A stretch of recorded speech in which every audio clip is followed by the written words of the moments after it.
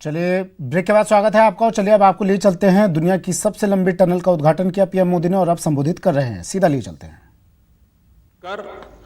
Border area में तो connectivity सीधे सीधे देश की रक्षा जरूरतों से जुड़ी होती है, लेकिन इसे लेकर जिस तरह की गंभीरता थी और उसकी गंभीरता की आवश्यकता थी, जिस तरह की राजनीतिक इच्छा शक्ति की जरूरत थी, दुर्भाग्य से वैसी नहीं दिखाई गई। अटल टनल की तरह ही अनेक महत्वपूर्ण प्रोजेक्ट्स के साथ ऐसा ही व्यवहार किया गया। लद्दाख में दौलत बेग ओल्डी के रूप में सामरिक रूप से बहुत महत्वपूर्ण एयर स्ट्रिप 40-50 साल तक बंद रही। क्या मजबूरी थी, क्या दबाव था? मैं इसके विस्तार में जाना नहीं चाहता।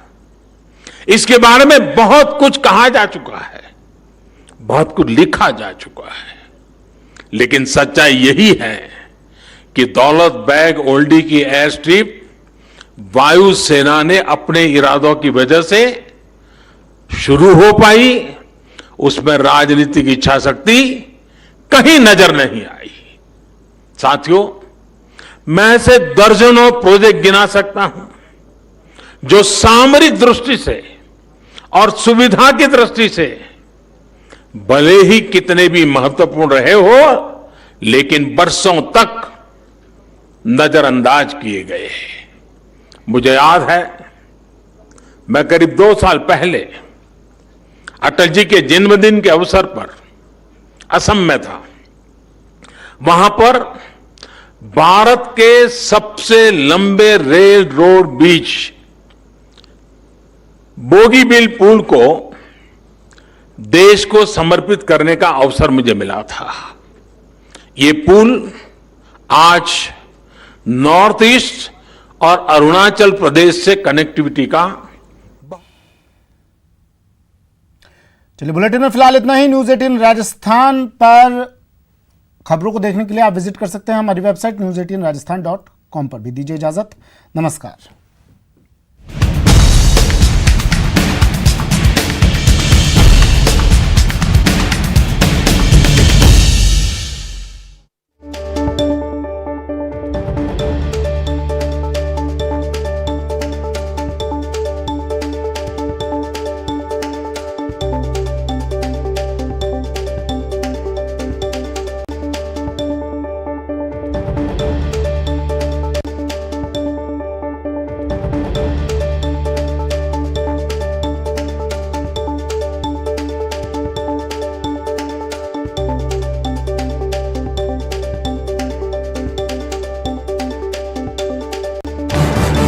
में अभूतपूर्व प्रयास किया गया है।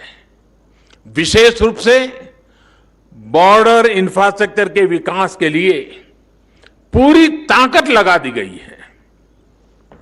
हिमालय क्षेत्र में, चाहे वो हिमाचल हो, जम्मू कश्मीर हो, करगिल लेह लद्दाख हो, उत्तराखंड हो, सिक्किम हो, अरुणाचल प्रदेश हो, दर्जनों प्रोजेक्ट पूरे किए जा चुके हैं और अनेकों प्रोजेक्ट पर तेजी से काम चल रहा है।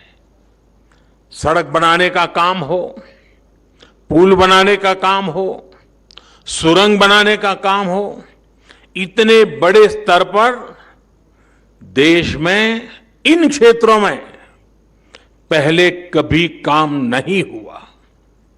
इसका बहुत बड़ा लाभ सामान्य जनों के साथ ही हमारे फौजी भाई बहनों को भी हो रहा है।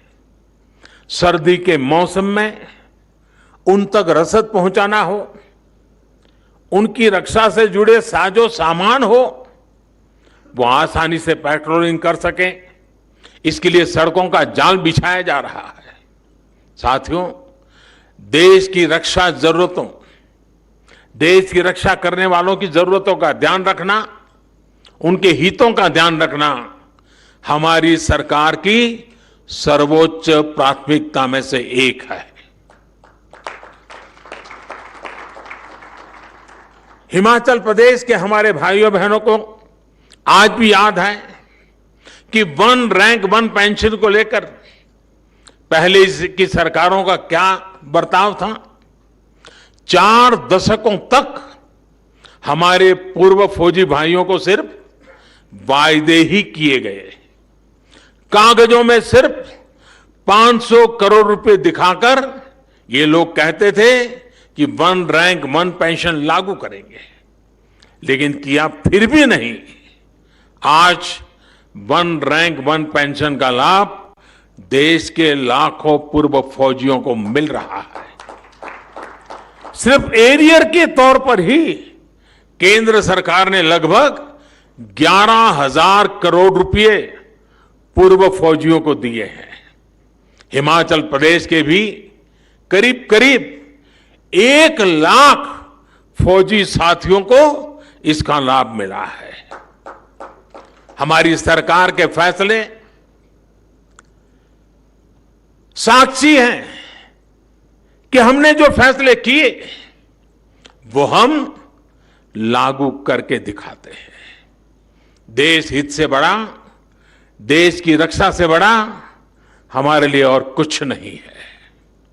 लेकिन देश ने लंबे समय तक वो दौर भी देखा है जब देश की रक्षा हितों के साथ समझौता किया गया। देश की वायुसेना आधुनिक फाइटर प्लेन मांगती रही। वो लोग फाइल पे फाइल, कभी फाइल खोलते थे, कभी फाइल से खेलते थे।